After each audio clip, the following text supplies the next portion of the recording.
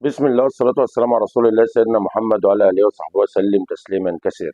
يا ريت يا جماعة قبل ما ادخل في موضوع الفيديو حضراتكم تدعموني بمشاركة على قناتي على اليوتيوب انجكشن العالمي. على مباراة نهضة البركان ونادي الزمالك أمس اللي انتهت 2-1 لنهضة البركان في المغرب في ذهاب النهائي الكونفدرالية لهذا العام 2024. طبعا يعني أول حاجة أكلم حضراتكم فيها النهاردة، طبعا يعني خطة اللعب لنادي الزمالك كانت خطة يعني بائسة. النهارده لعيبه الزمالك كانت يعني مش فعل، كانت ردة فعل. لعيبه الزمالك للاسف الشديد مش قادره يعني تستلم الكره تحت ضغط و الى اخره، غلطات بالكوم. النهارده انت ما انتش قادر توقف لعيبتك، او اللعيبه بتتحرك او عندها ذكاء تكتيكي في الملعب. فالنهارده او امبارح شفت يعني كارثيات، ان النهارده لعيب بيلعب يعني في اكبر تاني نادي في مصر مش قادر يوقف كوره ولا يطلع كوره. زيزو بيمشي بعرض الملعب كتير و الى اخره. طبعا الحاجات دي وانت بتتفرج يعني بتشوف يعني كوارث، وحاجه ما تليقش بنادي الزمالك اللي هو يعني اللي كان يعني قاهر الفرق في اخر 20 سنه في القرن الثاني. الماضي اللي هكلم حضراتكم عليه النهارده، يعني ليه انت كمدرب مستني ان انت تبقى ردة فعل؟ مش يعني انت مش فاعل، ليه مستني ان انت تبقى ردة فعل؟ ليه ان انت يعني ما بتدافعش وبتلعب على الهجمه المرتده؟ انا يعني في تحفظ بس في حته ان انا بقول احنا كمدافعين مصريين او كمنظومه دفاعيه في اي من المنتخب لاي نادي في مصر، حتى فرقه درجه خمسه، انت النهارده لازم تلعب في ليبرو في الماتشات الكبيره، خصوصا لما يكون في هجوم شرس عليك. واخر بطوله للزمالك اعتقد ان كان الزمالك كان بيلعب بليبرو واثنين مساكين 3-5-2 زي الاول. فطبعا انت النهارده يعني بتدي الفرقه نهضه البركان مفاتيح لعب ان هي تقدر تضغط عليك من قدام ال 18، او يعني من التلت اللي قدام، مش قادر تحضر كوره، مش قادر تطلع بالكوره. انا بقول يعني المباراه يعني لن تبوح بكامل اثارها. اعتقد ان المباراه اللي هتبقى في القاهره الحد القادم هتبقى مباراه صعبه جدا جدا جدا جدا على الفرقتين. مش ان الزمالك مثلا هيجيب جون ياخد البطوله والكلام ده كله. يا جماعه اهم حاجه النهارده وانت بتلعب يعني خطه اللعب اللي موضوع قبل الماتش، يعني ما تليقش بالنهائي، ولا تليق بنادي الزمالك، ولا بلعيبه نادي الزمالك، ولا بجمهور نادي الزمالك، ولا بمحبي نادي الزمالك. انا بقول يعني حسام عبد المجيد وحمزه المسلوسي الاثنين السنتر باك ضعاف قوي قوي قوي، يعني في حته الترنات وحته ان هم بيستلموا ويسلموا تحت ضغط.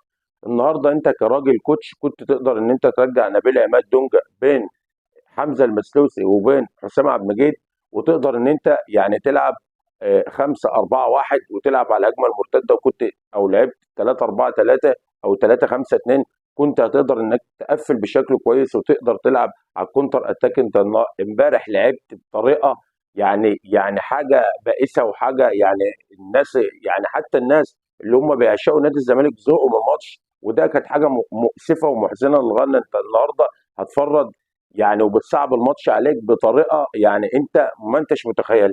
يعني انت النهارده وانت بتتفرج كراجل محب لنادي الزمالك، خلاص انت تهقت وزهقت من الماتش وعايز تمشي، انك انت ما انتش شايف اي حل، مش شايف اي اوبشن، مش شايف الزمالك بيدافع بيهاجم بيستلم بيسلم الى اخره.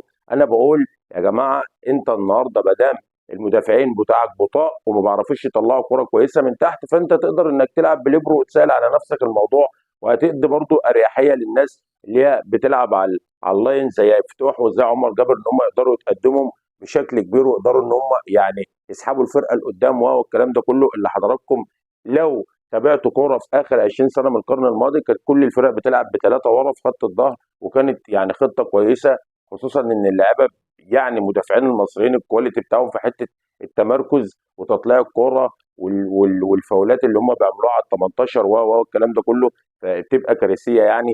فاحنا لما بيكون في لاعب بيلعب بين الاثنين السنتر باك بيقدر ان هو يستلم ويسلم ويقدر يلم الدنيا بشكل كويس، خصوصا لو عنده يعني 50% كوره يقدر ان هو يوصل الفرقه لبره. انا دايما بشيد يعني اخر حاجه بكلم حضراتكم فيها النهارده بشيد باللاعب محمد شحاته. انا بقول محمد شحاته ده بسم الله ما شاء الله الله اكبر عليه، لاعب كبير، اللاعب الوحيد اللي كان بيقدر يستلم ويسلم تحت ضغط، لاعب عنده شخصيه، عنده يعني جرأة الأندية الكبار. عنده شخصيه مش هتلاقيها موجوده في كل اللعيبه، يعني لعيب بيقدر يستلم ويسلم تحت ضغط، كل تمركزاته هتلاقيها بشكل صحيح. النهارده يعني كل ماتش محمد بيلعبه بيثبت ان هو في من احسن اللعيبه اللي في مركز سته في مصر. وخصوصا ان انت النهارده بتدور على واحد بيقدر ان هو يستلم ويسلم تمريرات ما بتتقطعش، وفي وقت قصير وفي مكان صعب، خصوصا تحت الضغط، والمنطقه اللي هي قدام ال 18 دي تبقى اصعب منطقه في التسليم والتسلم، لان الكره لو اتقطعت بتبقى هدف. النهارده يعني انا شهادتي في محمد شحاته مجروحه. محمد شحاته لعيب كبير واضافه لنادي الزمالك، اللاعب الوحيد اللي قدر امبارح يثبت ان هو يعني لاعب يقدر ان هو يشيل نادي الزمالك.